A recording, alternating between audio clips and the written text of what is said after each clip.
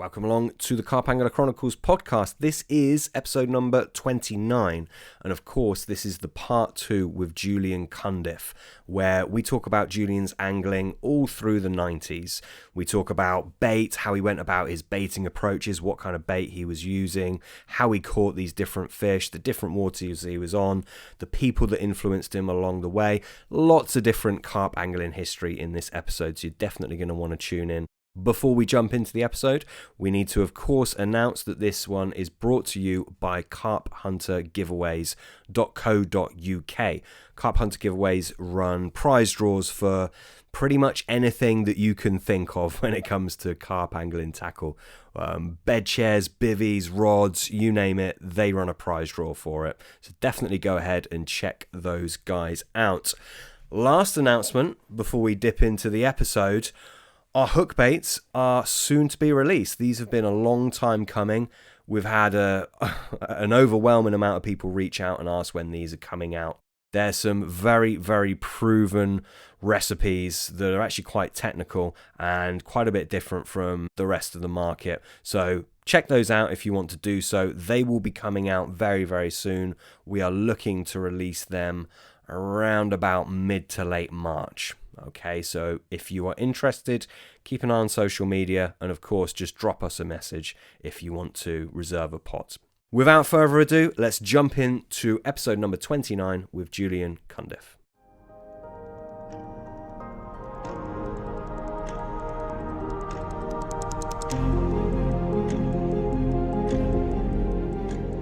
How did the 90s start for you in your world of carp angling?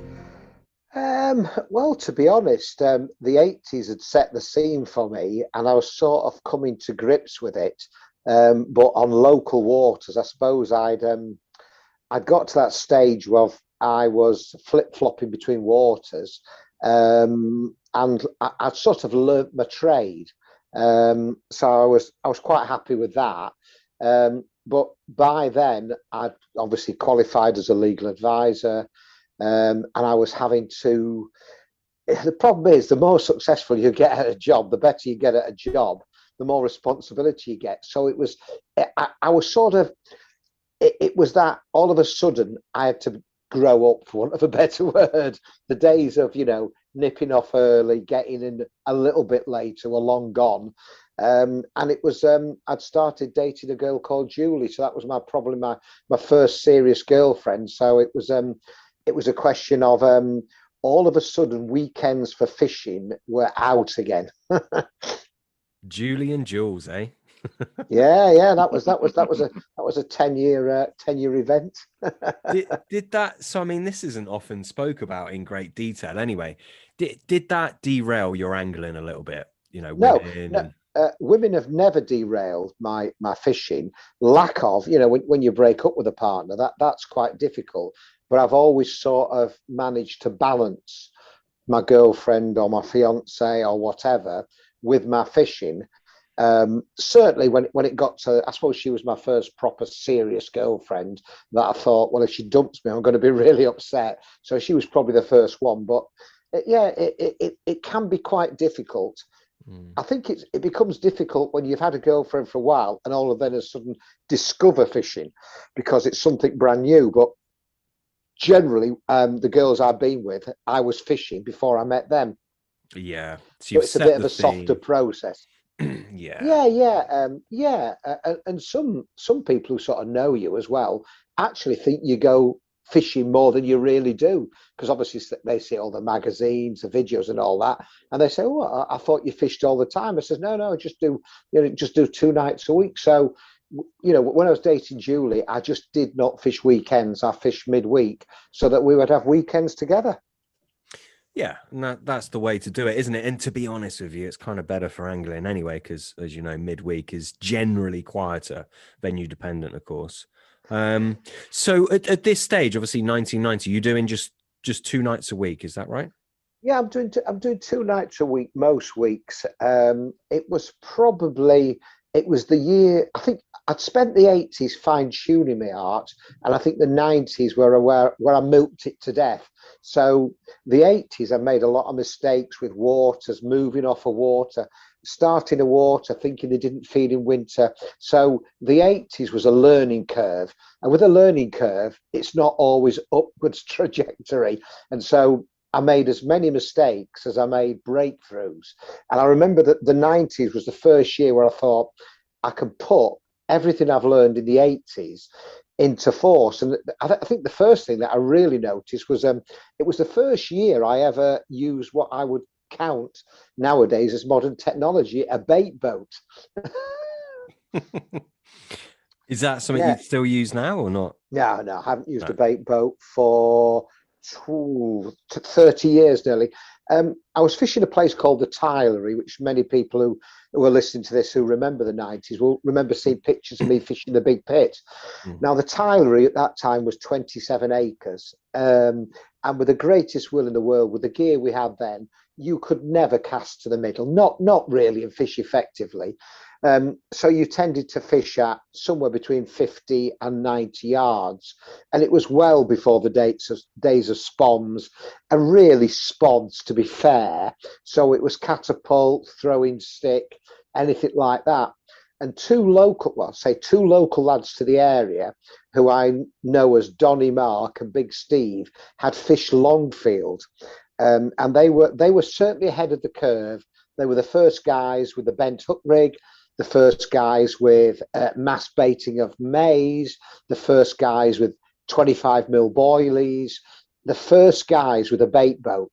Now, I remember in sort of 1990, I got down there early. I'd been baiting up during the close season with my 1.5 pound, 2 pounder bait 4 times a week.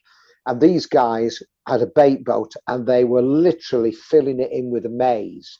I mean, I'm thinking, well, how can maize outfish my quality boilie? And that first couple of days of the season, I think I sat next to one of the guys with a bait boat, and I think he probably had maybe a dozen fish over about 4 days to my 2. And I just realized that no matter how good you think you've got something going, all of a sudden somebody comes up with something new, which was mass baiting of maize. They'd also got early versions of spoms, so they'd run the boilies out with the bait boat, and then as they got fish, they would literally chuck these spods as far as they could, and they just smashed me to pieces. And I realized that come 1991, I was either going to have to either get completely smashed or I was going to have to join in. And I joined in, and I can only say it made a massive difference, because all of a sudden you could fish at 110 yards, 120 yards, 130 yards, and it was simple. It made carp fishing very easy, very, very, very easy. It's a big leveler, isn't it? For sure. I mean, those guys that can really chuck it out. I'm not one of them, unfortunately. They really do have an edge, don't they? I could not fish. I think I mentioned this in part 1. My mate would chuck out with 6 pound line, a 15 or 20 pound leader, 2 tiger nuts or a tiger nut a boilie, and he could probably do about 90 to 100 yards. And he was always picking up the odd big fish every Saturday or Sunday morning. I get more fishing in over bait, and I realised that what was happening is those fish, they were having the feed and then they were moving out of distance. Yeah. And I realized that these guys were feeding, not only now were fishing at distance, but they were feeding at distance. And those carp weren't coming in at 50, 60, 70 yards unless it was perfect fishing conditions. So I was 30, 40 yards short of where I needed to be. And when we got the boat, it was, the first boat we got was one we had made by a model boat maker who had no idea about carp fishing. And it was quite good because he built a hopper on the back of it with a spinning plate. So when the hopper emptied, it would hit the spinning plate and throw the boilies out in a circle, which was really good. But the problem is, the problem is the power that you need, the battery power to spin a plate, was just killing the battery for the boat itself. I mean, we're talking 30 years ago, primeval days, and you'd run it out twice and then it would just die in the middle, much to our embarrassment. And so we ended up getting a Broadlands boat, which was really, I think the Broadlands bait launch, Broadland's bait launchers from Norfolk were the first proprietary bait boats. And that just made it easy. And to be honest, all you did, we painted the boat, yellow at the front, black at the back. So as long as you could see black, it was going out. When you could see yellow, it was coming towards you. And it just got boring. I've never, ever found carp fishing boring, but this was. I just used to turn up on the factory bank. I used to pick any one of 4 swims, so location wasn't really important.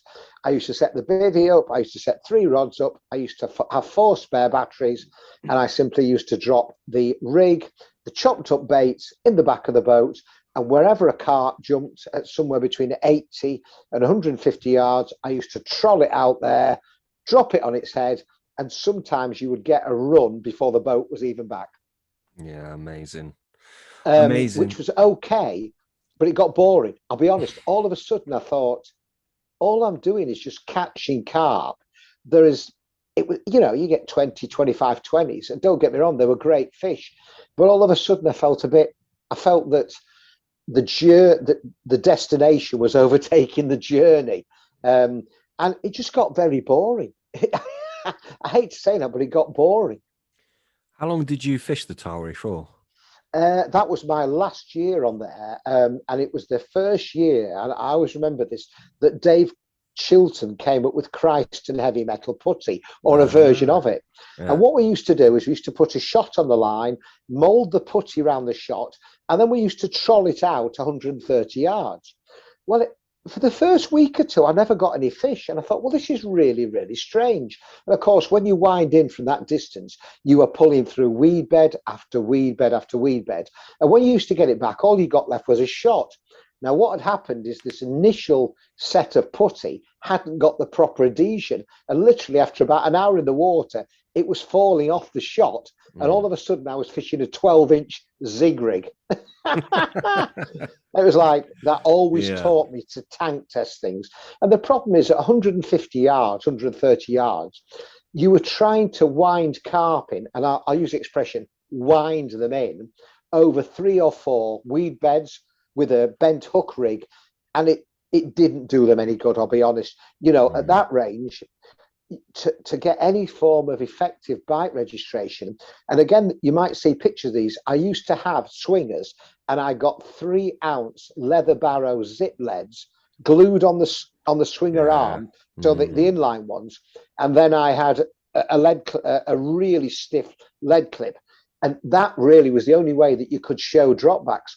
And many a time, until we got that sorted out, you would wake up in the morning and one was on the end, but nothing had shown. And it just ceased to be exciting to me. Didn't you have the record out of there? Oh, I probably had the most fish out there. I never had the biggest fish from there. I could consistently say that in the 80s, 90s, noughties, 2010s and 2020s, I may catch the most fish, but there's not very often I catch the biggest fish in the lake. Eventually I do, but I'm certainly not I'm certainly not a bounty hunter. I'm more of a Hutchinson than a McDonald. So the way I fish, the way I present my baits, the way I bait, the way I target fish, I tend to fish for numbers of fish. So yeah, I never ever got the biggest fish, which was imaginatively called the big one. I never got that. Nor did I get sumo, nor did I get brick shithouse. I think I had every other big fish, but not those. Those were the 3 biggest fish, and I never caught any of those. But in fact, I actually did catch one, and I played it in from 120 yards, and at the tile factory, the edge of the water is literally discarded tiles, sand, clay. And as I was playing it in, I'm stepping back, and my mate is about to land the fish, and it's a 12-inch hook length. And as he's about to land the fish, I dropped my rod a bit. The lead hit the bottom and popped the hook out. Literally 1 inch from the net. Now, instead of having a go at it, he turned round to me and said, "That's the big one." And I'm like, "Net it." And it was too late, because they never waddle towards you, do they? They always They always waddle away. And that was the nearest I ever got to catching that fish, which at the time was probably upper 20s in comparison to the ones I've been catching at 25, 26, 27. That was probably upper 20s, but you just have to take it on the chin. And I never let anybody net my fish now, not unless they're small ones. I would never let anybody net a very big fish unless I was walking it backwards and it was covered in weed. Yeah, absolutely. Just to backtrack slightly and even swerve off track a little bit, just because people listening they'll probably want me to ask. You say about, obviously, you caught many fish, and I was obviously a little bit off on my history there. You've obviously been around a lot of big fish anglers that, like you mentioned, Richie McDonald. Yeah. What is it you feel is the difference between someone like you, who clearly catches a shed load of fish, and then someone like Richie, who is just seemingly very gifted at picking out the bigger ones? Well, first of all, the desire for it. He wants the biggest fish over all the other fish. So first of all, there's nobody who goes on a water with 200 carp and just catches a big fish. That doesn't happen. The guys who tend to catch the big fish, or appear to catch big fish regularly, are guys who fish lesser stock venues.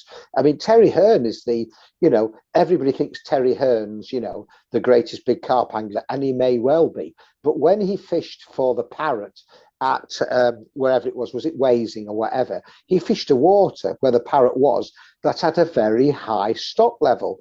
He didn't catch the Parrot's second fish, third fish, or 10th fish. I think he caught, was it over 100 carp? It is impossible to select the big fish when there is a high number of carp. Yes, occasionally people get lucky, and yes, there are tactics that deter the smaller fish. But I think really the first thing is desire. The second thing is targeting the water. And the third thing is you literally have to ignore other fish. You'll see people saying, I saw the fish there, but it was only the upper 20s. I didn't see the one I wanted. Now, I can understand if they've had every other fish and there's the 40 pounder they want. But some of these guys are just literally ignoring 20 and 30 pounders because it's not the one they want. And fair play to them, there's no way I could avoid a 20 or a 30 pounder just because there was a 42 somewhere else. Not that I could cast the 42, but it's a mindset that I've not got. And also, I fish in a way to get bites rather than, some of the methods, the stiff hinge rig, the chod rig and things like that, and the way that they spread boilies about, they don't use small baits, they're all counterproductive to lots of fish, but they're productive to big fish. Yeah. In my opinion. Yeah, you're right. I think you're right. Anyway, you can swing things in your favor to single out the big ones. Obviously, you can angle where they are, which you touched upon, but it does come down to a numbers game, doesn't it? Yeah, absolutely. And sometimes you just got to wade through them for sure. Yeah. Okay, so there is there's no magical secret. There's no magical bait rig. Occasionally, a bait will come out which will be less attractive to smaller fish or more attractive to big fish, however you want to view it. And occasionally there are hooks and setups that are less likely to catch smaller fish. But I don't think there is a magical bait or rig that only catches the big ones. So presumably, sort of back then in 1990, you were with Nutrabaits, and you mentioned like the guys on the Tylery were fishing with Maize, and presumably you were on a boilie then. So I was wondering your thoughts on sort of like with boilies picking up bigger fish and your experience and how that sort of tied in back there. I mean, were these guys fishing with Maize? Were they catching the bigger fish? Or? Oh, no, they were only using Maize to keep the fish in the area. They were using, when I say Maize, they were using probably 10, 20, 30 kilos of Maize when it wasn't fashionable to do that. And then they were throwing sticking during the day the biggest boilies they could. And now these were 20, 25 mils. They were definitely Robin Red and something else. And they were in effect using the boilies, as they were putting enough of them out to keep the carp interested in boilies.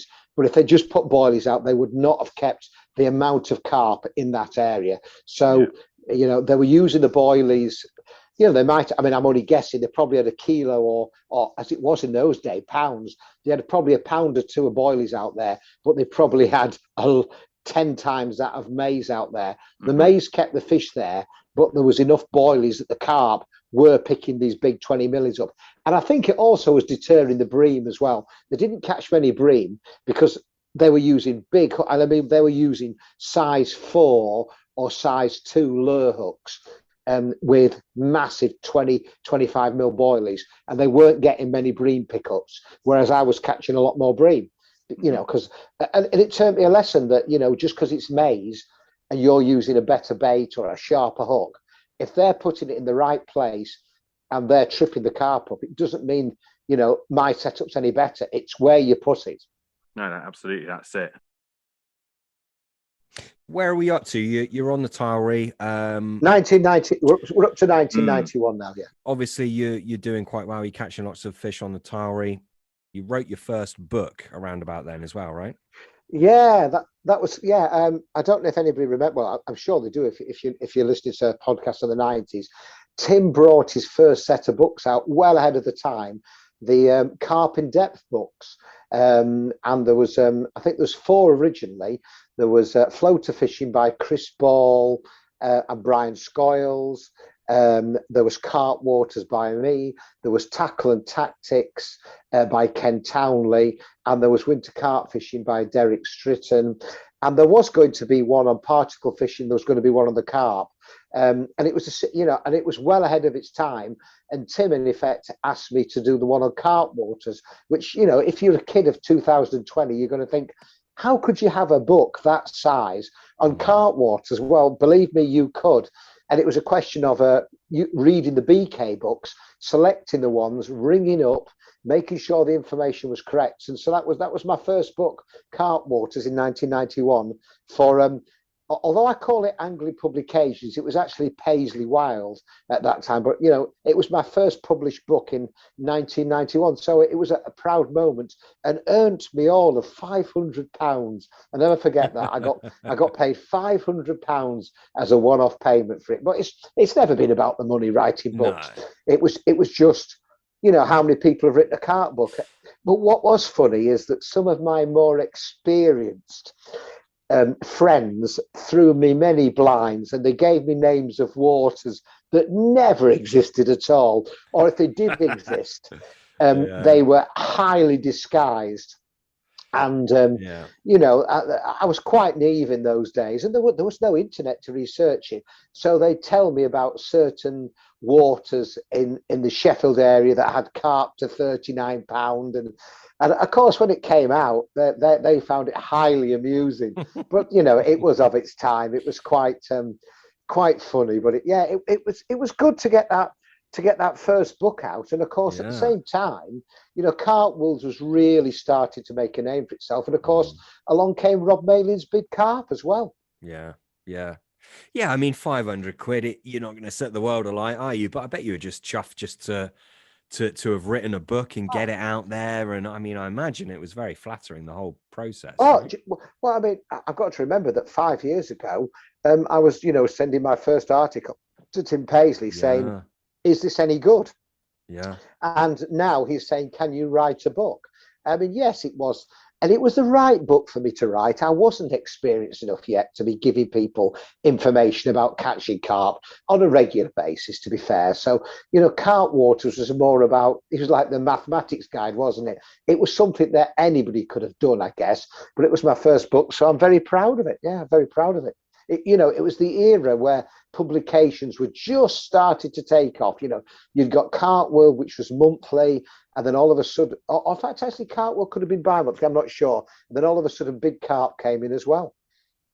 Yeah, I mean, you mentioned the BK guides. They'd been out for a while at that point, right? Oh, yeah. There was quite a few of them, wasn't there?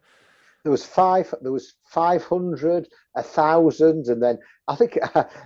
And again, they were incredible guides. And, you have to put yourself back in that era. And they were the guides that you read to find out how to fish X, Y, and Z. What's the telephone number? And yes, they weren't always correct. But I tell you what, they were a great start. And I would think anybody who carp fished in the mid 80s to early 90s will have looked at those books at some stage, even if they don't admit it. Yeah. No, 100%. So you've been fishing the Tarwee. Obviously, you've had a good result there. Where do you move on from there in terms of your time on the bank? To be fair, I started fishing just local waters around me. I went back to Drax. In fact, I started fishing Willow Park quite regularly in the winter then. By then, I'd got a car. I got a car that worked, and I was actually able to drive down to Willow Park in Surrey. And by then, Andy and me were really good friends, and I then got a permission to fish Willow Park whenever I wanted, which was great. And I remember it was all of a sudden I was able to take my friends down there fishing, and again, it was that time when there wasn't great winter waters up here.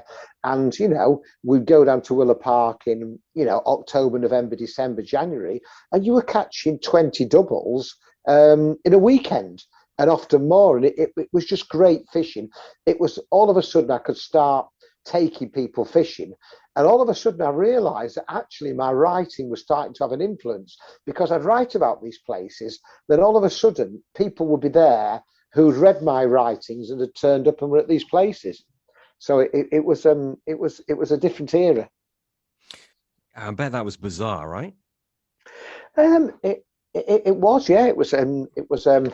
It was quite strange to see people, and they'd come and chat to you. And of course, I was cutting my own throat at times, because I've always been one. I don't have any secrets, and I could see people doing exactly what I was doing, and it was working as well. And I realised that fame or whatever was a two-pronged sword. You really could you could do yourself over, because being quite open as I was, I mean, you'd be amazed how many people fish there. I certainly know that Chile fished down there. I think Dave Lane may have fished there. You'd be amazed at how many, Ian Russell, you'd be amazed at how many well-known carp anglers fish Willow Park. Yeah, interesting. Very interesting. I mean, at this in this era, you're obviously fishing for upper 20s, really. I mean, Yeah. Were you catching 30s at that point, or not? No, not at all. No, but my waters, my local waters weren't doing fish that size, and didn't really start doing that sort of size of carp till the mid 90s. Yes, the odd 30-pounder was being caught, but it was one of those things where I was never a pounds and ounces man. I love the journey of going carp fishing, and I love the indicator going up, and I love the fish going in the net, but I'd realised by then, because Tim had said it to me once, he says it's not about the size of the fish you've got, it's the person that you'll be remembered for. And Tim Paisley did catch big carp in later years, but in the 80s and 90s, yes, he'd have 30-pounders, but Tim was never talked about as a big carp angler. He was talked about as as a publisher, a writer, a historian, an innovator. And I just I just thought, I'm living in the wrong part of the world if I want to make my name catching lots of big fish. And the same ethos in 2020 was the same ethos I had in 2000 that I had in 1980. I was happy doing it on my terms. So, I was happy catching them between 17 and 28 pounds, to be honest. Were the whole of the 90s pretty much spent angling in the more northern part of the UK? Or did you venture down again? Or? I mean, I would venture down, and I'd have trips here and everywhere. But you've got to remember that, again, I was in a long-term relationship for all of the 90s. I certainly wasn't going to be fishing weekends. And it was generally had to be overnighters. I needed my fix of carp fishing, and I needed to go once or twice a week. I have that desire now. Even if it's only for an hour or two, I can't go 2 weeks and then go for a week's fishing. I would rather do 3 midweek overnighters 2 weeks in a row than have a week on the bank a month down the line. So it was always about the local fishing and things like that. And what I realised was that carp fishing was definitely started to take off. It was clear that carp fishing was starting to take off. And in 1992, John Bailey, who many people will know, who's done some angling programs. He's more of a general angler. John Bailey, who was probably one of coarse fishermen's most well-known writers, prolific writers, had contacted Crower Books and said, do you want to write a book on carp fishing, Jules? Which was, again, I think this really was the start of the explosion in me, really, was writing that first book, Practical Carp Fishing. Yeah. That was in 92, right? And I remember him contacting me in 1992 to write this book. Now, this was well before the days of, typewriters were around, but I was never a typewriter man. I was a handwriting man. And I remember quite clearly in 1992 thinking to myself, I'll get this year over with, and then I'm one of these all or nothing guys. I'm going to have to stop fishing literally for 6 months. And every night I would go home and I would write words. I mean, I'm not sure how many words. There's probably 140,000 words in practical carp fishing, and that was a big task. It's incredible, isn't it? I mean, this day and age, we write so little.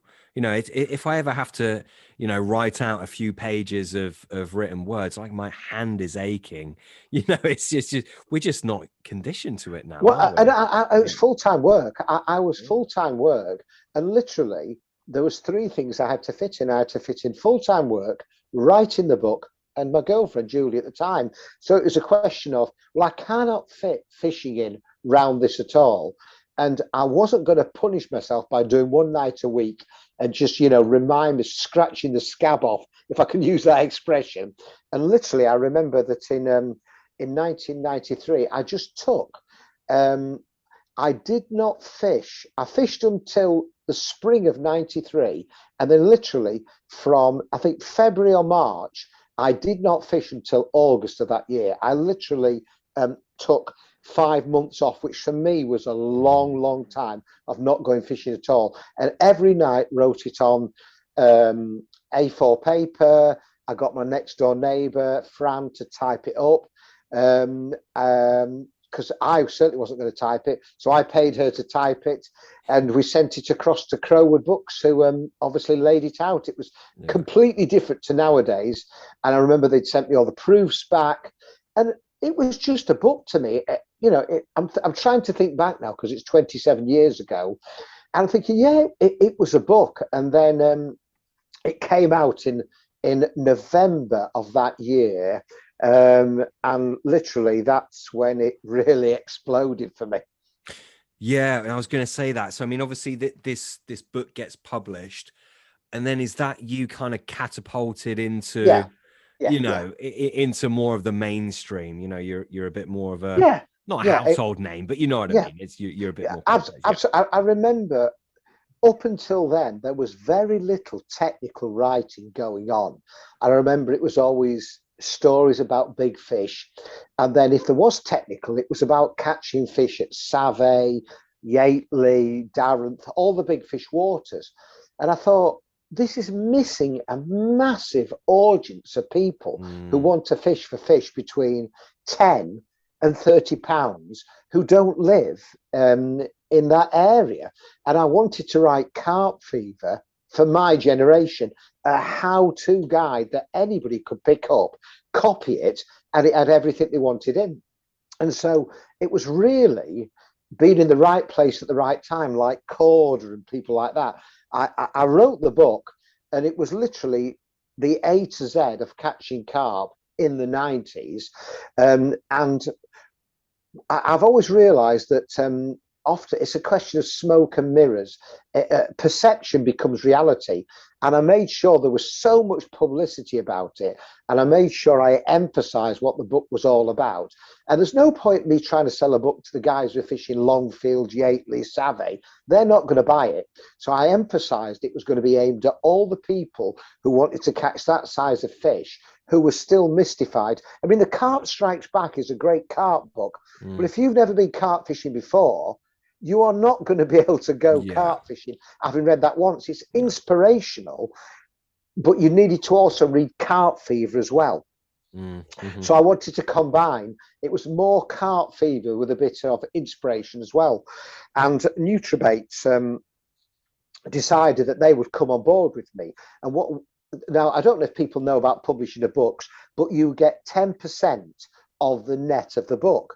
So if that book sells for 20 quid, then you will get £2. But it's not quite that simple. That book will be sold by Crowwood Books to the shops at £12.95, so that the shops can make their £7.05. So in effect, I'm going to make £1.29.5 from that.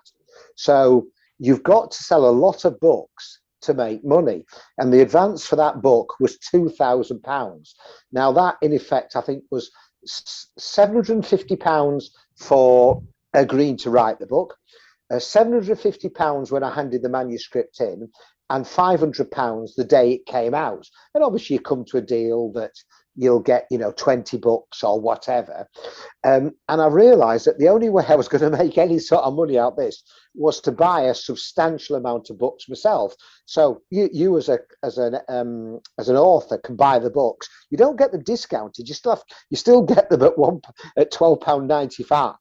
So I think in the end, I bought a considerable amount of books. Nutrabaits also bought a huge amount of books, which they put through their stockists. So Nutrabaits, not only was it available in all fishing tackle shops, but any stockists of Nutrabaits, they would also sell the book as well. So that was like, whoa, that was you didn't have to go into a bookshop to find the book. Yeah, and I think a lot of authors do that, don't they? They buy a load of books themselves and sort of, especially in this day and age of social media, it's probably the way to go with it, really, isn't it? Oh yeah, fulfill it yourself. And I do remember that year that I did, and I've still got I did 27 slideshows that year from when the book came out at the Carp Society conference, which I believe was November 93, through to March 94. I did 27 slideshows around the country. Now, that was a hell of a lot of slideshows. I was doing 2, sometimes 3 slideshows in a week sometimes. And that was sometimes traveling down to Kent, going up to Newcastle, going across to Wales, and then going to work the next day. Yeah, I think you just mentioned the Carp Society there. Did you have much to do with the Carp Society in this? Well, I was very, the Carp Society, I was very supportive, but this was the first time that I started to get, I would say, I think the Carp Society was going in a way that worried me. All of a sudden, Horseshoe Lake became the most important thing to the Carp Society, or appeared to be. And I'd supported the Carp Society from the mid 80s onwards, and it seemed to all of a sudden become the Carp Society was obsessed with Horseshoe Lake to the detriment of everything else. In my views, we were putting all our eggs in one basket, so it was all about, if you don't join the horseshoes, because I think if you paid £250, you got 11 years fishing. It was 11 years in total. But if you didn't support that, you weren't seen as supporting the Carp Society. Now, there was no way I wanted a ticket for Horseshoe Lake. I wasn't going to do any overnighters there. And I was sort of on occasions led to think that I'd sort of let the society down. I thought, well, no, I was doing slideshows all around the country for the Carp Society. I never took a penny. It was just expenses. The money went back to Horseshoe. And I did feel a bit at times at odds with the Carp Society. And I understand why Horseshoe was important. But I think there was a period, and I think it lasted for many years, where they became obsessional with the Horseshoe, which is all right if you fish it, or all right if you live down there. But I know from the northern lads up here, it was like, is the Carp Society the Horseshoe Society, or is it the Carp Society? And that's not a criticism, because that's how it came across. If you lived up here, then all of a sudden the Carp Society was becoming very, very Horseshoe Society. Yeah, absolutely. Did you spend much time angling around, at Horseshoe or around Oxford or any of those waters? No. That again, it was so far down. I mean, from my house to you're talking 2.5 hours. And I went down on the charity events and I supported it that way. But it was, I was a full-time job, and I was obviously I've got the girlfriend. And I was still living at home, which was a godsend. I mean, my mum and dad, bless them. I've lost my father recently, but I lived at home with my mum and dad till 1996, and I paid £40 a month a board every month until I left in 1996. So anybody who lives at home with their parents, I adored my parents, and I still adore my parents. It was the greatest thing in the world living with mum and dad. And I adored them; they adored me. And I fish locally, and I think in 1990, with the explosion in practical carp fishing, all of a sudden people knew who I was. I wasn't just the guy handing out Daiwa stickers that people sort of thought they knew. And I remember at the Carp Society conference, we did 500 books. 500 books. Jeez. And now some obviously were Hinders or Swindon would buy 10, and other tackle shops would buy 10. But we did, and it was the first time ever I thought, wow, people are actually here to see me and have me sign the books. And I would say that practical carp fishing, even now, people say that was their first carp book. In the 80s, your first carp book was Carp Fever or Carp Strikes Back. But I think for a lot of 90s carp anglers, practical carp fishing was their guide to carp fishing. Now, I've got to ask, this is a point that I think from your Corda podcast, they've sort of laboured quite heavily.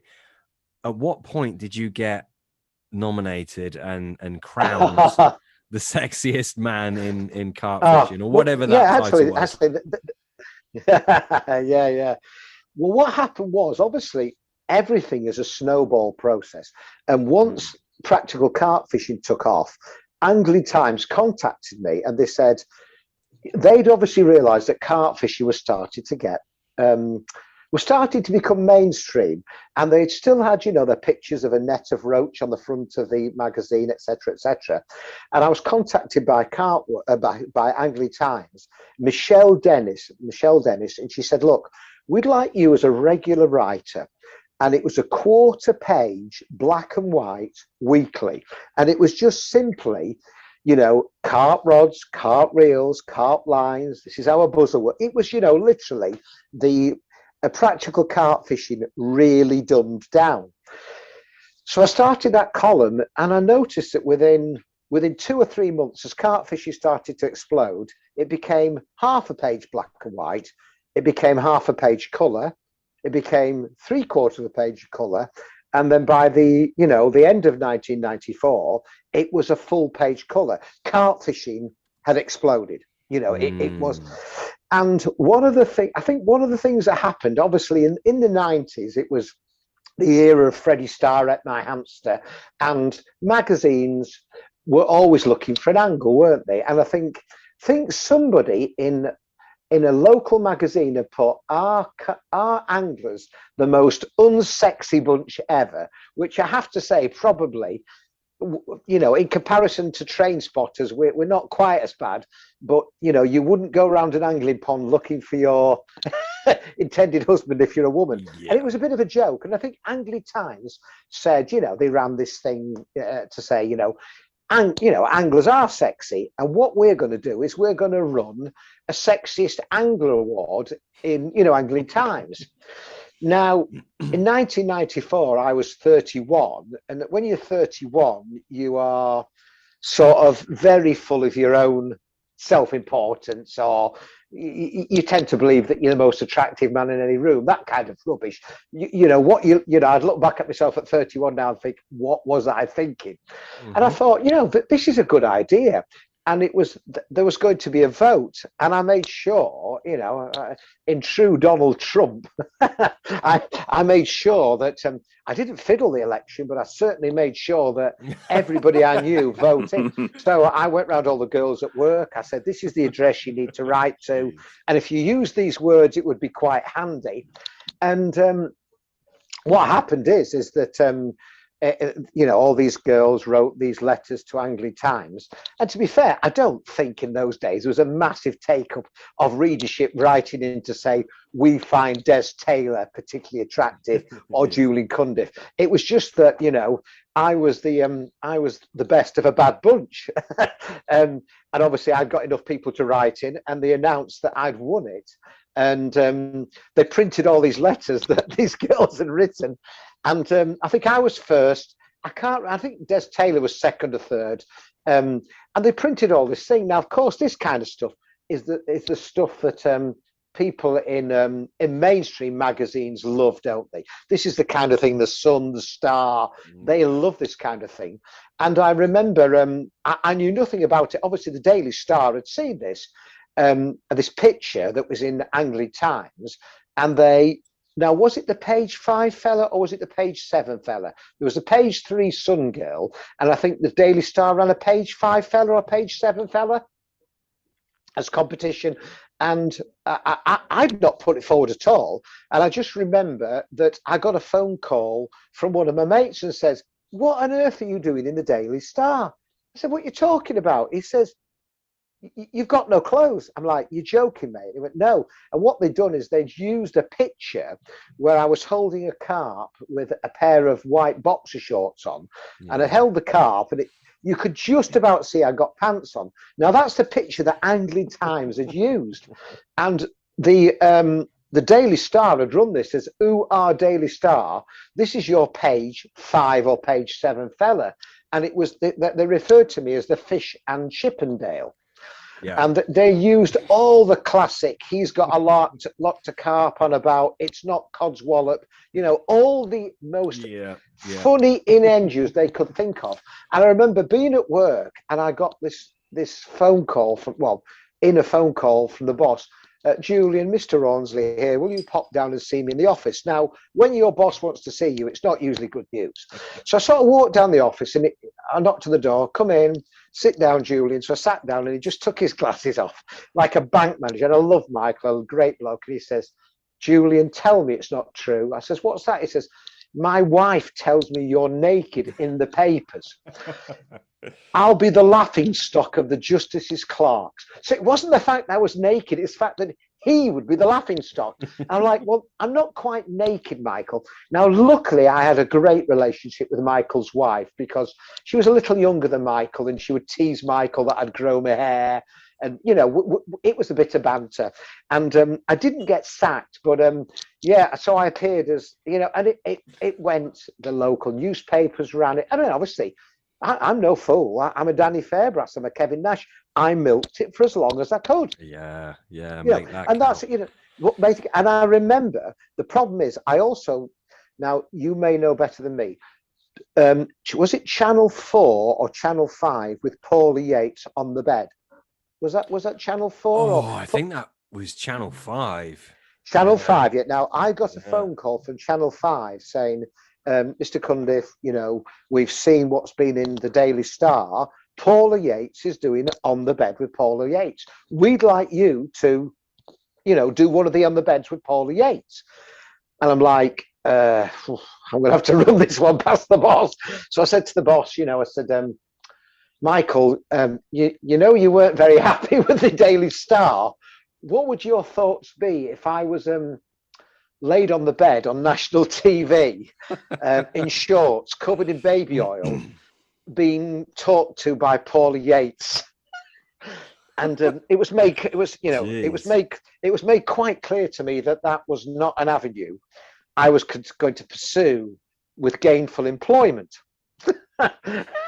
So I graciously declined the offer.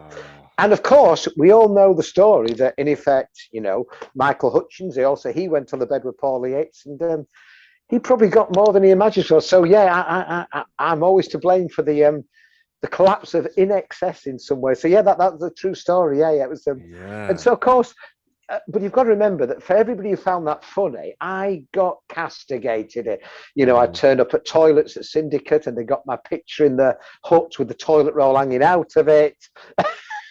I certainly got a lot of stick for it, but nowadays I'd probably be a bit upset if I got stick for stuff like that. But then it was all publicity is good publicity. Yeah, yeah. And Do you, I was fishing very hard then. yeah. I was also fishing 3 nights a week every week. Do you regret not going on the bed No. with Paulie Yates? You don't? Not at all. No. When I got my pension statement when I retired in 2018, I did not regret it at all. It was that moment of fame. And by then, I'd really got into the overnighter thing, and I was doing 3 nights in a row every single week on 3 lakes. Now, this is a water that I'd taken over the running of it because. Carp fishing has started to explode, and one of the local lakes I used to fish was called 3 Lakes, which was 3 separate lakes. Now, when carp fishing exploded, Lake 3 had all the carp in it. It had 11 swims and often 12 anglers. And I remember the local owner one time fortuitously saying to me, "Why don't you fish my lake anymore?" And I explained why. I said, "Look, it's just too busy, Paul." And he said, "Can I ever persuade you to fish it?" Because he knew it was public. I said, "Well, if it was ever a syndicate and we knocked all 3 lakes into one, I'd run it then." And so, in effect, we knocked all 3 venues into one with cut-throughs, and that became the 3 Lakes Carp Syndicate. And those fish, from just having a few 20-pounders, just went off the scale. And all of a sudden, that water had in its glory days, had 80-20s and 15-30s, between 10 and 15-30s. Gee, at the same time.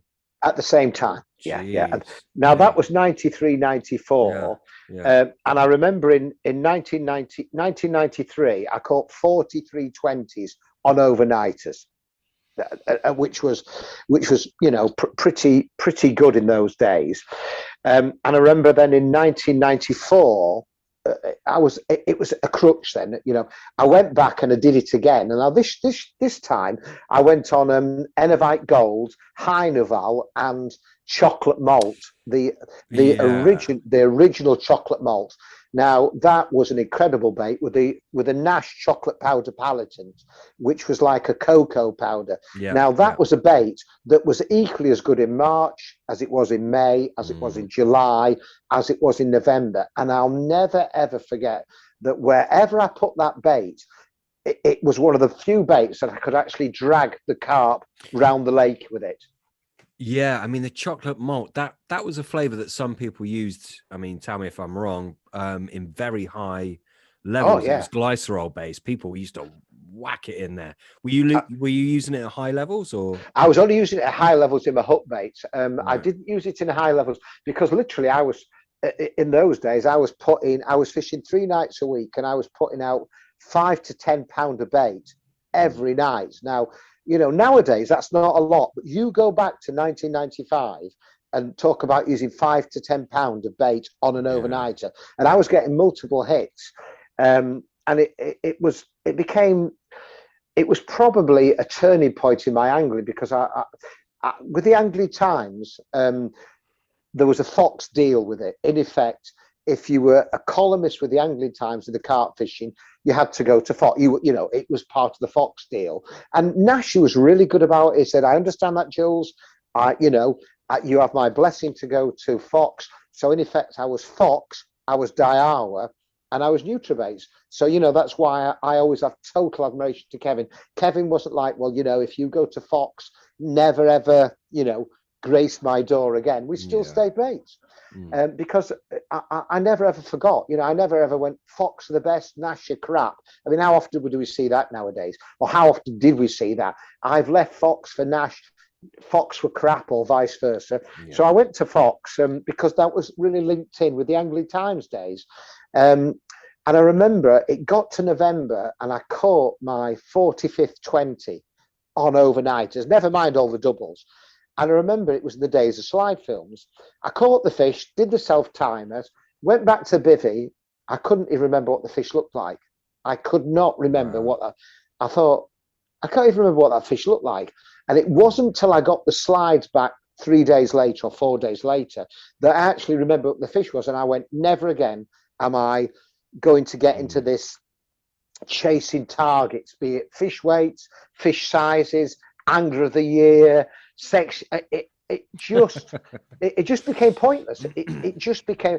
I just looked at. I thought I cannot actually remember what that fish looks like, and I looked at the pictures, and I'd got this vacant stare, and all I was thinking was 45-20s, 45-20s, and it meant nothing at all. It was just I beat my own record, and that was a really big. A real big turning point in my fishing. I would say that was probably one of the biggest turning points in my fishing ever. You know, from that day onwards, which is 26 years ago, it doesn't matter. It doesn't matter how many I've caught. Yeah.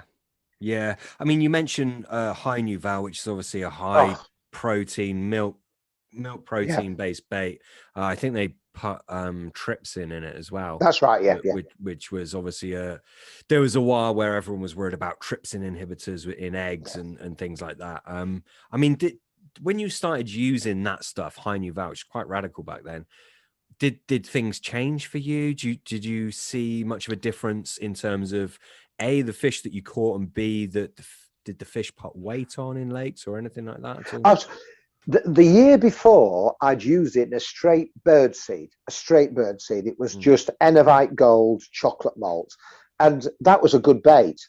And then I've been talking to somebody about baits, and I said, you know, I used to do really well on high Naval in the winter and a coarse bird seed in the summer. And he said, you know, why don't you try and combine the two together? And so literally it was 8 ounces of high Naval, 8 ounces of Enovite Gold, and mix with the chocolate malt and the chocolate powder pelleted. Now, that chocolate powder pellet has not been available for probably 20 years. I've never found chocolate malt to be ever as good without combining it with the chocolate powder pelleted. Those two combined together not only smelt of it, but it gave it a roundness. And all of a sudden, I was catching just as many carp as I was in March, as I was in June, as I was in July, as I was in September. And it seemed to be the right combination of food signal, digestibility, and desirability. Whereas with the high Naval, I found it came into its own in the colder months and the Enovite Gold in the warmer months. But when I combined the two, I can honestly say, other than when I used the key for the first time, I've never had a season when I caught so many carp, not so easily, but by using so much bait. They were literally, it was the only time where I've actually baited spots where the carp weren't and held them in that area. And I think back then, those kind of baits were quite new to the carp, right? Something like high new val. I mean, that in the mid 90s, were there many high milk protein baits around? No, I'd noticed that Mainline had come on with the Grange, and that was an exceptional bait. And that was a very digestible bait. And I noticed that really, really did turn waters over. And I was competing with the Grange. You know, there was a lot of guys using Mainline Grange, and it was just one of those baits that it was one of those few baits that where I could compete with less bait against guys using more bait. And I'm not saying for 1 second it was as good as the Grange or anything like that, but I found that it was one of the baits where even if I couldn't get in a certain hot area, if I baited an area up over 2 or 3 nights, those fish were in that area and would stay in that area. And you know, to the extent was that I was throwing it in by hand, literally, 10 yards at the most by hand, you know, rather than catapult. I was throwing it by hands, then just plop, 3 in the margins and getting runs within an hour. It was that good. And it was the only reason I stopped using that bait was obviously the big fish mix era, and I couldn't get the chocolate powder pelletants anymore. Was there ever like a conflict between companies? So, for example, you're using sort of like a Nutrabaits base mix, and then you were using the Nash powder pelletant, and presumably the chocolate malt, was that a Hutchie? No, that was Nash chocolate powder pelletant. It was all chocolate. Oh, okay. So was it? I was thinking of the liquid flavor you were saying. No. It was the Nash chocolate malt, which was very syrupy. It was almost like molasses, and the chocolate powder pelletant was almost like Ovaltine, when you taste it, it was like chocolate over, and the two blended together beautifully. And I've always gone on to Gary Bays about it, but he just, they just can't get it. So was there a conflict? Well, I've always been a person who's not done it for money, and I've always been very honest about what I use. And with Nutrabaits, I earned them far more than they gave me a small retainer and free bait, and I would say I did far more for Nutrabaits in sales than I ever took off them. And to be honest, I've not been one for being told what to use when it's not my job. I wasn't a salaried employee of Nutrabaits, Daiwa, Nash. Yes, I received a consultancy, but not. I always made it clear that I wasn't going to go all in with one company, because that just wasn't me at all. No, that's which was a bit of a conflict with Fox in the later years. Yeah. Okay. And we'll get to that in a bit. Oh, go on. Yeah, carry on. Yeah. The next era was, and this is something people won't know about, particularly with practical carp fishing taking off.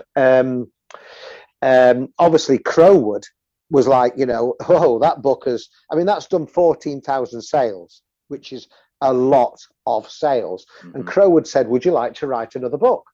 So literally 2 years later, so 1995, I wrote Successful Carp Fishing. And with Successful Carp Fishing, I covered the areas I didn't cover in practical carp fishing, and obviously did it for a more, it was a more high-tech version. And again, that sold very well, but obviously not going to. You never sell more of your second book than you do of your first. That's just the way of the world. And also at that time, Kevin Maddox approached me and he said, look, he wasn't daft, Kevin. He said, would you be willing to write a very basic carp book for BK? Now, Kevin obviously was my hero. And I said, yeah, of course I will. So I wrote a book called The BK Guide to Starting Carp Fishing. And therein was a disaster that not many people will know about. Now, Crowwood's book, Successful Carp Fishing, was £20. That came out in 1995, and I wrote the BK Guide to Starting Carping, which came out either at the end of 95 or the start of 1996. And I think it would be the start of 1996. And I was home one weekend, and a letter came from Crowwood Books. And I thought, oh, this is nice. It's obviously, and I opened it, and in effect, it was a lawyer's letter. And it said, this is a copy of your contract. Your contract says that you must not do anything prejudicial to the sales of your existing books, which is obviously to stop you, writing 2 books and saying, my books are crap, don't buy them, to spite them. But they said, we view that you writing another book for a rival company that's cheaper will prejudicially affect the sales of Successful Carp Fishing. You need to get that book stopped or we're going to sue you. Well, obviously, I'd written this book for Kevin Maddox. I wasn't in a position to get the book recalled at all. There was no book. There's no way. So I've got a big company, Crowwood Books, saying we're going to sue you. And I've got Kevin Maddox quite rightly saying, well, I'm not taking my book back. I've not done anything in breach of contracts. And so I'm the man in the middle. And I consulted Fox, his solicitor, about this matter. And he said, you've got a case, Jules. He says, your argument is that the cheaper book will promote you and it will get people to buy the more expensive book. Mm-hmm. He says, that's the argument that you would have in the High Court. If you lose in the High Court, you are going to lose £80,000. You don't have business investments. The people who are suing you will have a highly paid firm of solicitors. If they lose, they'll be covered on, their insurance. My advice is that you take it on the chin and do whatever Crow would want to get it back. So in effect, we had to settle out of court. I had to give them all the money back for Successful Carp Fishing, pay their solicitors' fees, and just take it on the chin. Yeah, and take it on the chin. So that cost me a considerable amount of money. Yeah, and how many copies of that book do you say you sold? So not practical carp, Successful Carp Fishing. a considerable amount, and I had to return all the. So in effect, I wrote that book for free. Wow. Now you have to. This is where I'm not very good. And this is this the book? This isn't the book that you stopped fishing for, which we spoke about earlier. The first book was Practical Carp Fishing. The second book was Successful Carp Fishing, which was the updated version of it. Which was not the update. It was the same. So it covered winter carp fishing. It covered particle fishing. It covered concept. It was a part 2 of Practical Carp Fishing. Yeah. And Crowood's contract said that I must not write anything prejudicial. Now, to me, that was like, I can't write articles saying that Successful's a crap book and don't buy it. That's what I believed it to be. But their view was that because I've written another book, that was prejudicial to the sales. And I said, well, no, this is a £10 book. This will promote your book. I write articles that promote your book, but that's not their view. Their solicitors took. So we had to settle. But it was what, 25 years ago. But it's not what you wanted. No, I can imagine. By then I just moved into a new house, and all of a sudden I'm thinking, I'm going to lose my house. I'm going to lose my shirt. I'm not in a position to get Kevin Maddox to stop the book. I'm not in a position to, fight it in the High Court. So in effect, I just had to say, sometimes you've got to take it on the chin, and I had to repay them the money, which was a substantial amount of money when I just moved into a new house with 0 savings left. Yeah. It's horrible, isn't it? You're the little guy as well, Oh yeah, I'm the little guy. But there was a way out of it, in that Kevin Maddox contacted me and we did the Practical Carp Fishing videos. Right. I was going to say, was there sort of... there was a solution there then, so there wasn't any animosity on that front. Oh no, Kevin was fine about it. Kevin supported my thing.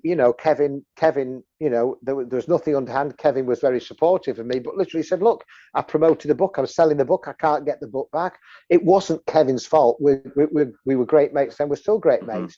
And we came up with an idea where I could earn some more money by doing the Practical Carp Fishing videos. Because I don't know if you remember, in the olden days, there was certainly no television programs on carp fishing. Kevin had released some videos through Len Gerd, the original video company, called Carp from the Start, I think, or something like that. And he'd done 3, which were very successful. And he'd formed Clean River Videos, which was an offshoot of BK, doing all sorts of videos. Literally, he would do pole fishing, cap, whoever was Bob Nord, Des Taylor. And he wanted somebody to do carp fishing videos, and I was the man to do carp fishing videos. So we did 4 carp fishing videos. Very simple. Each video paid me £2,000. Nice. So 4 videos, £8,000. £1,000 up front and £1,000 when you finish the filming. So literally, we did 4 videos in a couple of months. 1 cameraman, 1 director, and 1 girl doing the sound. I wrote the script. Yeah. There was no scripts written. It was off the top of my head. And again, we did exceptionally well with those. All those videos went into the shops. I took them to conferences. I sold hundreds of those. So that got me out of a sticky hole. Yeah, I can believe it. Did they ever get televised at all, or was it just purely like VHS? But they were purely VHS, but then they got turned into DVDs, and then they're now available on Amazon Prime. No way. Yeah. If you go down on Amazon Prime, you can get them on Amazon Prime. Now, it was quite funny when I look back. It was all done to film, and Liam Dale, I was in touch with last week. Liam would always say to me, "Stop saying video, Julian. It's a film." So I would say, "Hi, welcome to my video." It'd say, "Cut." And if you've ever done films, it's not as easy as you imagine. With a video film, you are looking at a red light. When I do a slideshow, I've got somewhere between 50 and 300 or 400 or 500 people looking back at me. So you're getting interaction. When you are talking to camera, you are simply talking at the red dot. You're not getting anything back from the red dot. You were talking to the red dot, and that in effect is your 1 to 10,000 viewers. Now, it looks very easy until you have to do it yourself. Yeah, no, I can believe that. I don't think I'm the guy for in front of a camera. It is quite hard. And, you know, we filmed them here, we filmed them at BK, we filmed them at my mum and dad's house, we filmed them at Willow Pool. And we in effect, we did 4 videos, practical carp fishing, 1, 2, 3, and 4. 2 on weedy waters, 2 on gravel pits. And again, they sold like hotcakes. I remember, again, part of the deal with Kevin was that I would get 50 sets of the videos, which I would sell at the Carp Society Winter Conference. And we literally, I think we put the videos out at 2 for £20, which was a tenner each. And I remember, you know, I was with Julie at the time, and there was 1,000. But we sold all 50 sets within the morning. You know, it was incredible. It was the happiest of days. Yeah, no, I can believe it. I can imagine, like you're saying, sort of making mistakes and things back in the day. It was all on like a film roll as well. So yeah, imagine you've got an angry director, and he was very good, was Liam. He was very obviously he'd worked with anglers. He didn't work. None of these were professional actors. He had worked with professional actors, but he was having to work with anglers. And the thing is, I'd done my own script, you know, so I told him this is what we're going to do. So he knew what we were going to do. And he would say, you've got 2 minutes on that. You've got 6 minutes on that. You've got 2 minutes on that. Wrap it up. Do it again. And you get into the habit of doing it. And it was quite good. And I had a chance with Liam to do more stuff, which would have been on national TV. But again, that would have meant giving my job up. Yeah. Which actually is a point I jumped across. Now, anybody who ever read Carp Talk, I was one of the 4 people who was going to set Carp Talk up with Chris Ball, Tim Paisley, Kevin Clifford, and me. We had all the meetings, but the reality was that Tim had still got Angling Publications, Chris had still got his print business, and Kevin had got his own business. It would have meant me leaving my business, you know, working for the court. And so I was not, so having been one of the 4 people that was going to set it up, it wasn't for me. So in fact, I wrote for it rather than was an owner of it. Why do you think you never sort of stepped into the full-time sort of fishing career, Julian? It's always been a passion, never a job. Yeah. I never wanted it to be a job. I adore I loved working in the courts. I love the people I work. I love carp fishing. I love the history of carp fishing. Did I want it to be a job? I'd seen for every Tim Paisley and Chris Ball that loves it as a job and is still passionate about their angling, there were 9,999 people who would moan about it. If you join, you know, I can't be bothered to go fishing. When you're talking to anglers all day, the last thing you want to do is go fishing. I never wanted to be that guy. Yes, it's a refreshing take. You know, there's a lot of youngsters now, aspiring sort of youngsters who want to, you know, make a real go at the sort of the fishing industry. Yeah, and some can do. Now, the difference is I've worked at court between 1980 and the first time I could, in effect, so 1994 would have been the first time, in effect, I could have left my court job and done another job. So that I was 14 years in then. And after 14 years, if you still like your job, had I only been 1 year in, I might have gone, do you know what, I'll give this a go. Or had I not done anything else, I probably would have given it a go. But 14 years into something you enjoy, and I'm an equally as passionate now. So we are now, it's 2021. I caught my first carp by design in 1984-ish. So we're talking, we're talking 35 years, and I'm still as passionate now as I was 35 years ago. So I think I made the right decision. Yeah. Yes, certainly sounds like it. So I think we got up to, you've done your video, so 1996. So the next on your sort of itinerary is 97. Yeah, it became quite strange as the 90s progressed and carp fishing exploded. It was clear to me that at one stage I was quite a big fish in a small pool, because if you picked up Angling Times, I was the carp writer. Mm-hmm. And then all of a sudden when carp fishing kicked off big style, Corder had exploded, mainline had exploded, carp fishing had exploded. And all of a sudden, there was a lot more anglers competing for the same coverage. So instead of being one of the half a dozen or a dozen go-to guys, magazines, videos, bait companies, conferences had hundreds of people they could choose from. And all of a sudden I could see that, whoa, it's strange to explain, but all of a sudden you think, actually, it's not, there's not just me out there anymore. There are other guys who can do it just as well as me, and could do it cheaper than me, could do it in the south or could do it in Norfolk. I'm not the only go-to guy who can deliver an article on bait or an article on rigs or an article on Willow Park. And it was an era of change. It was almost coming to terms with that, that there are not only are, you might think you're Kiss, but there's Motley Crue, there's Aerosmith, there's Bon Jovi, and I could see the younger generation coming in, and it was quite, I wouldn't say it was difficult, but all of a sudden I realised that I needed to take stock, because the times are changing.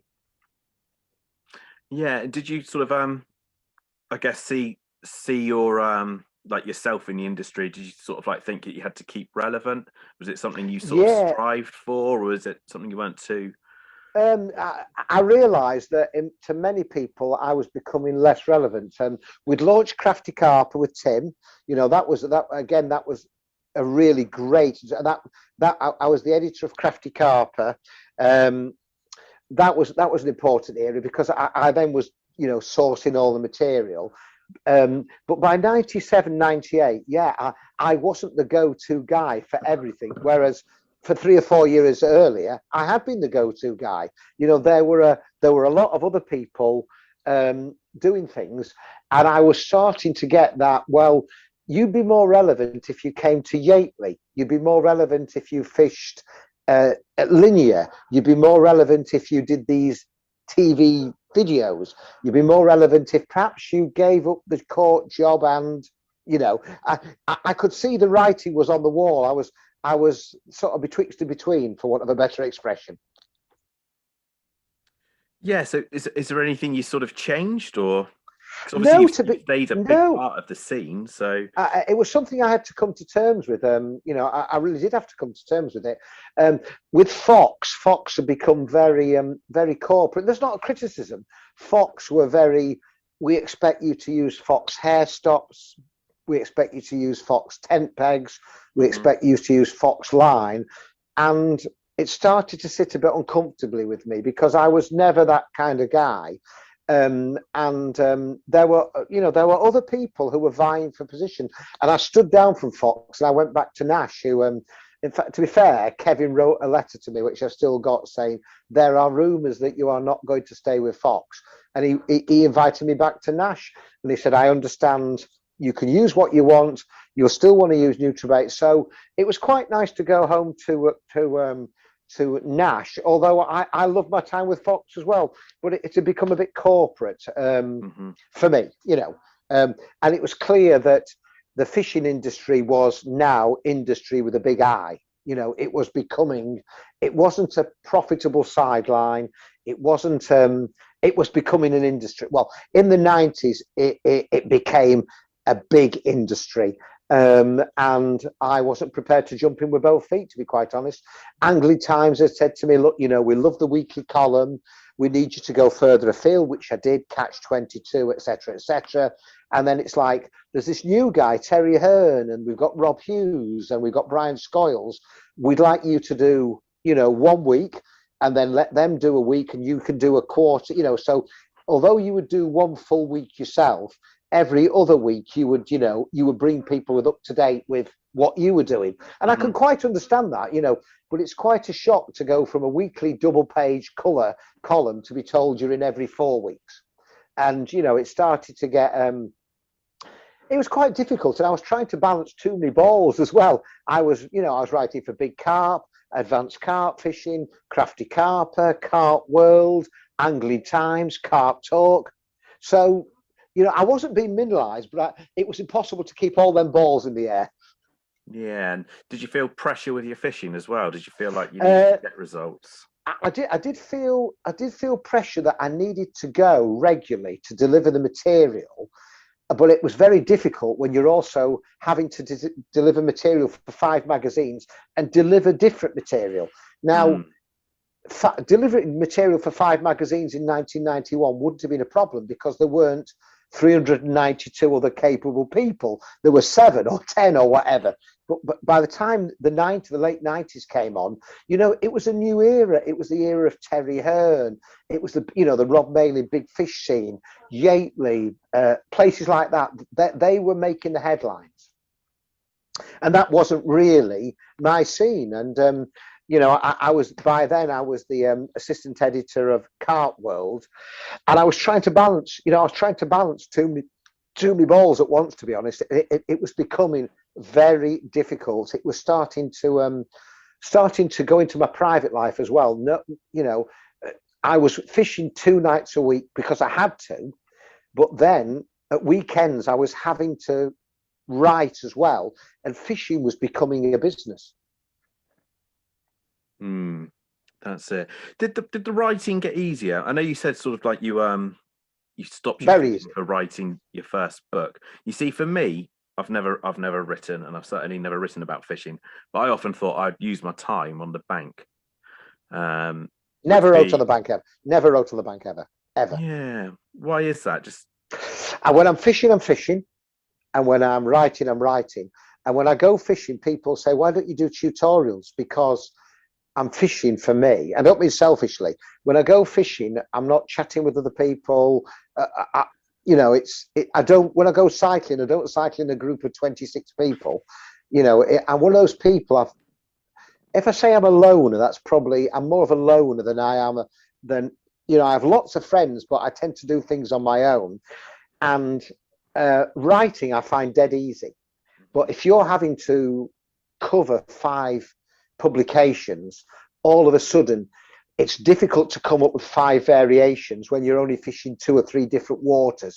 And when you get to a certain level, the 2, 3, 4 tactics that are working. I wasn't prepared to start doing stuff that I didn't believe in. So it was becoming very difficult. It was certainly starting to affect my private life, big style. Yeah, no, and to get new material, like you say, you're just covering old ground, especially in your own fishing. I realised that I was covering old ground, and obviously doing overnighters, I'm limited to one of 6 waters locally. Yes, the fish were a lot bigger. I was catching 30-pounders on a more regular basis, but I was fishing local waters. I knew what worked, and you tended to be doing. There's only so many ways that you can write about the same thing from different. I fished a lot of the local waters, and my writing was it wasn't stagnating, but there's only so many words you can write on carp fishing. And I remember this because when Big Carp first came out, I looked at Big Carp, and it was all of the biggest names in carp fishing in there. And I said to Tim, "Look at this. He's got Zen and Bodchko. He had all the, Stevie Olcott. He had all the big names." And I remember Tim saying to me, "I'm not worried, mate." He says, "Those guys will not be able to do a monthly column every month." He says, "They are big carp anglers. They are not writers." And I realized, there are people who catch big carp. There are people who are right, and there are people who write to go carp fishing. But it got to the stage where trying to come up with, there's only so much you can write about the same thing in 5 magazines. Did you kind of almost see yourself as the people's carp angler? I did to a certain extent. Yeah, I would say that I felt that a lot of the carp fishing that made the news and made the headlines had very little relevance to the bulk of people who went carp fishing. it certainly made the headlines, but the majority of people who went carp fishing didn't carp fish like that. So although Yateley and Dinton and Longfield and Savey and Horton was very glamorous, 95% of the people didn't do that kind of fishing. Yet the magazines, the conferences, they wanted that kind of thing. And I wasn't, I was either going to have to change myself completely to step into that world, or I was going to have to be true to myself and accept the consequences. And if you do accept the consequences, then that's what happens. You can either start flitting all over the place and try and be everything to everybody and end up nothing to anybody, or you can just do what you feel is best. It wasn't a job, it was a passion. And by the end of the 90s, it had become very, very difficult indeed. Yeah. I mean, just backtracking a little bit here. Obviously, you're talking about, writing books alongside Kevin Maddox, doing some videos, as you'd say, with Kevin Maddox. I mean, he's absolute, legend and an idol to many people. What was it like rubbing shoulders with people like that were so kind of instrumental in the progression of carp angling and the knowledge of carp angling? I was, in the early years, I was very, very much starstruck. But what I did note was all the people I rubbed shoulders with that had made it were good people. All the peoples that I rubbed shoulders with that wanted to make it were pain in the arse. So your Andy Littles, your Rod Hutchinsons, your Peter Broxups, your Tim Paisleys, your Kevin Nash, your Kevin Maddox, all those people who had been successful, they were the nicest people. They got nothing to prove to anybody. And they treat me in the late 80s, early 90s, the same way that they treat me now. And I was so lucky to be at the right place at the right time. And the inspiration those guys gave me, I watched them guys and knew that they were a different gravy from what I could do. But I also realized they weren't doing anything I couldn't do. There was no magic. There was no secrets. They weren't pop stars. They weren't scientists. They weren't inventing a cure for cancer. Yeah. But I understood the level they operated at. And I was rubbing shoulders with my heroes, my angling icons. And people can poo-poo that and say they're not heroes. They're, a footballer, in effect, it was like David Beckham saying, come and play football with me. When Kevin Maddox says, let's write a book together. Or can you rewrite the chapter on bait for Carp Fever? Or Rod Hutchinson, I did a column for Crafty. Hutchie and Jules. I co-wrote a book with Andy Little. My passion for carp was just my interviews with Andy Little. I interviewed all these guys at the famous fisheries, at the houses. So I was beyond blessed. And so when the 90s started to crumble a bit, it didn't really bother me because I didn't feel I got anything to prove. Because I knew that those guys didn't ever feel they had anything to prove. And it was more in the minds of other people than it was in their minds. So once you can take yourself out of this, I'm having to prove myself, life becomes quite simple. And although it was very difficult in my private life and my fishing life at that time, and things started to collapse around me, I never lost interest in fishing. Never lost interest in fishing, ever. Yeah. Having spent time as you have with these kind of, big names, which I've never done that, obviously. What was your kind of takeaway from them? What would you say kind of sets them apart? And then what would you say to someone else, maybe someone that's younger, that really wants to start, catching a lot of fish or a lot of big fish or whatever it may be? What kind of pearls of wisdom would you pass down from having spent time with these great anglers? Yeah, absolutely. It was either right or it was shite, as one angler told me. Wow. There was not, that's just about right. It's either spot on or it's not spot on. Forget about the pub chucks. These guys made it look simple because to them it was simple.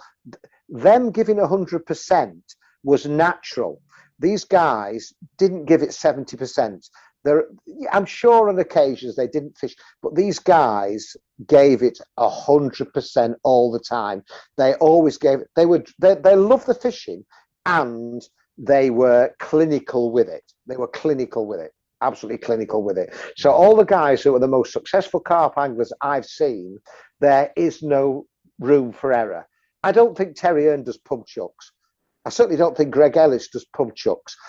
Dave Lane might say he does, but Dave Lane might move 5 nights. He might move 5 times that session. The trick is they make it look a lot easier than it is. You can't buy experience. You cannot become Dave Lane in 5 years, because Dave Lane has become Dave Lane over 25 years. Terry Hearn didn't just appear in 1998. He'd spent probably 10 years before that learning his trade. You have to accept it will take you time. But the thing is, people don't catch enough carp. They spend too much time on the internet, and they don't spend enough time catching carp. Until you catch carp and promote them, you are not going to be recognized. You just need to keep catching lots and lots and lots of carp, because that's what brings you to the attention of the masses. Typing on the internet snide comments and stuff is not going to make you famous. The only famous anglers are people who've caught lots of carp.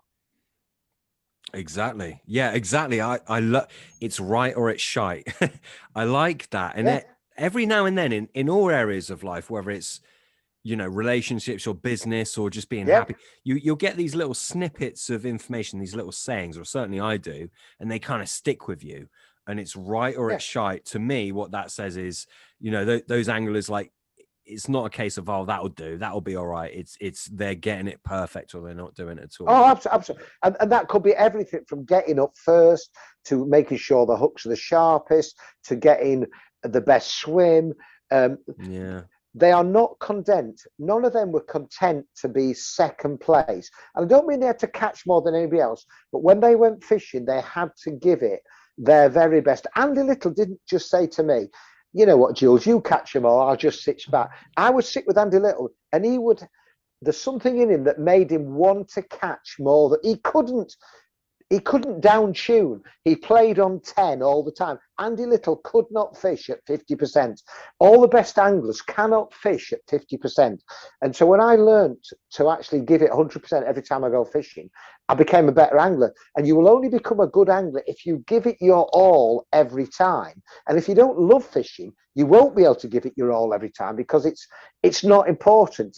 It has to be important to you. When it's important, you'll do a good job. If it's not important, you won't do a good job. There's no doubt about that. It's got to matter. And for all those guys, it has mattered. That's what makes them drive 200 miles to bait up. Or that's what makes them move in the middle of the night. Or that's what makes them, take 6 months off fishing to write a book. If it doesn't matter, you won't do these things. I can't make it matter to you. Cycling does not matter enough to me. To make me want to do that, to get up at 5 a.m. and do 3 hours on the turbocharger. But I'll get up at 5 a.m. to drive 3 hours to get to be there first on the lake. So it is just literally one piece of information. If it matters, you'll do it. If it doesn't matter, you won't. Yeah. Very good advice.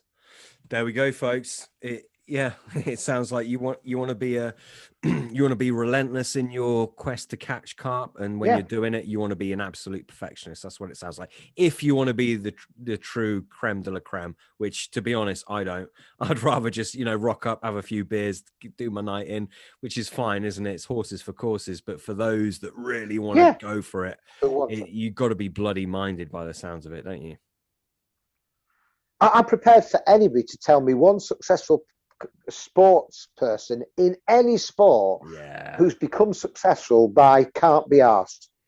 100%. Every single bit. Ronaldo, Ronnie O'Sullivan, they make it look easy, but believe you me, if you knew the effort they put in to get to where they are, you cannot be successful by being lucky or by a can't be asked attitude. Yeah. Definitely. Oasis played every single dingy, horrible cesspit before they ever started doing the big gigs. They make it look easy now, or Liam and whatever. But to get there, they had to suffer hard times. Nobody's a successful or a well-known carp angler, if that's what you want to be, by pure accident. Nobody delivers it on a plate to you, anybody. Yeah. At the end of the 90s, of course, it all came crashing down for me. I split up with Julie. All of a sudden, I left Angling Times. I was person owner. Well, what says person owner? There was a new editor of the magazines, and you were yesterday's news. So what goes up comes down. Yeah, definitely. The end of Julian Jules. What happened there? Yeah. Can you leave us on that note or not? You better not. Yeah, of course I can. Literally, no, it's fine. It was, it was it was a 10-year relationship, and it was a relationship that perhaps my carp fishing had taken over what it should be in order to keep my head afloat. I was spending more time carp fishing, writing about carp fishing, and that doesn't always work. It might work for somebody who's 55, but it doesn't work for somebody who's 35. So it was the end of a relationship, but without the end of that relationship, I wouldn't have been so lucky to have my relationship with Ros. So but as I said earlier, you have got to grit your teeth. There's no point me saying to Tim, oh, by the way, relationship's ended, Tim, I need 3 years off writing. Oh, by the way, Kevin, I need 3 years off writing. I don't want to go fishing anymore. You ain't got a job. So, but because I love my fishing so much, it carried me through. Yeah. Definitely. And I think that concludes the 90s, and unless there's any more to add. Yeah. No, that in effect was the end of the 90s was the golden era, and the next 10 years were really, really, really tough. When you read in 2003 on the internet, whatever happened to Julian Cundiff, and wasn't he the guy who used to write for Angling Times? So you think, I'm still fishing just as much, I'm catching more than ever, but because I'm not in the publications, I'm yesterday's news. And it 2000 to 2000 and 2007, 2008, that was a tough 6-7 years. Yeah. What caused that drop off then? I wasn't in the magazines. There were new editors. I wasn't prepared to travel to the venues that made the headlines. I wasn't linked with the right companies for high profile. I wasn't on TV. And as I said before, it's the opposite of the sexist angler. Perception is reality. So the perception is, if I'm not in the magazines every month, I'm not doing it any month. And that's a snowball effect. So you've got to remember, you have a big turnover of anglers. And so a newcomer angler who picks up the magazine that you're not in doesn't go, whatever happened to Julian Cundiff is, who the hell is Julian Cundiff? So it's, for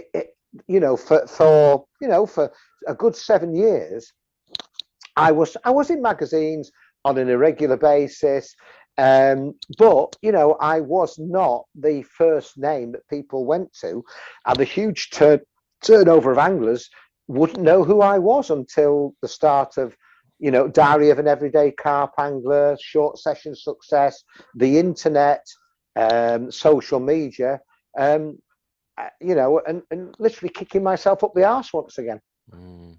Yeah, I mean, to bring it up to date, let's forget the 90s and the 80s now. This day and age, obviously, you've been around carp angling most of your life. What is, it's a real cheesy question, so apologies about this, but what is carp angling for you nowadays? It's got to be something that gets me out of bed. I'm 58, and as you get older, you've got less time on this planet, and you need to spend your time more wisely.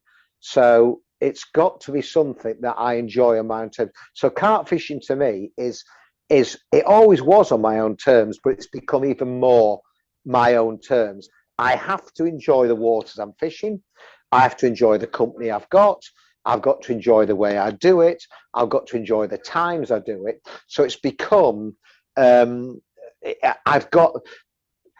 less prepared to put up with stuff I don't like.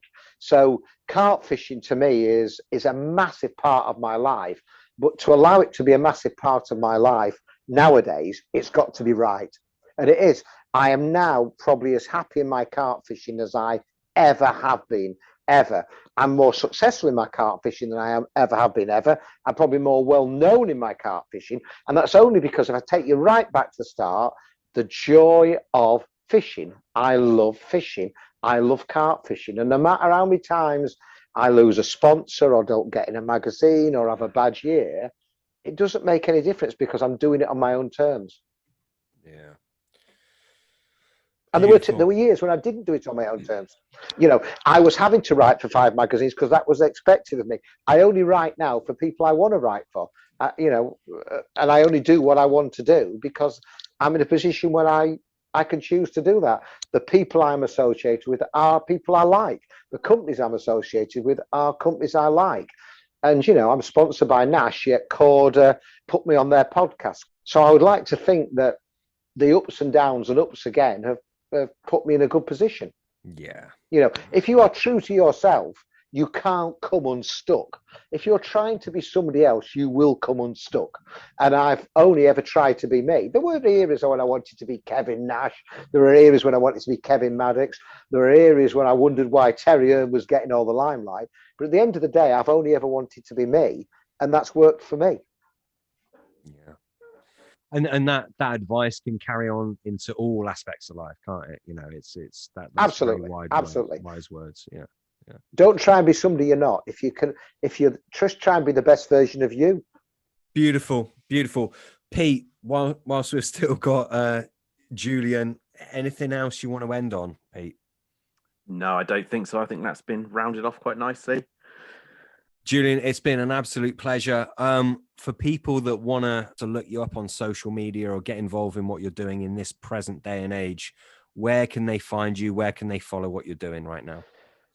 Well, just go to Facebook and if you type in Julian Cundiff Angling on Facebook, that's my instructional page, which everybody's welcome to. And then there's Julian P. Cundiff, which is just my normal Facebook page. So my normal Facebook page is family, fishing, life in general, whereas Julian Cundiff Angling on Facebook is simply how to carp fishing. And of course, you can find me on Instagram if you type in Jules Cundiff 1. Then you'll find, or Jules Cundiff on Instagram. So if you just type my name in Instagram, I'll pop up there as well. Yeah, and the Julian Cundiff Angling, I believe that's a Facebook group, isn't it? That's a Facebook group. You just type that in. It's a group. Just type that in, and it's just instructional on how to catch carp. So I think there's been 70 odd topics. Everything hooks. It literally is practical carp fishing in bits and pieces for 2021. Yeah. Perfect. I hope I don't get sued.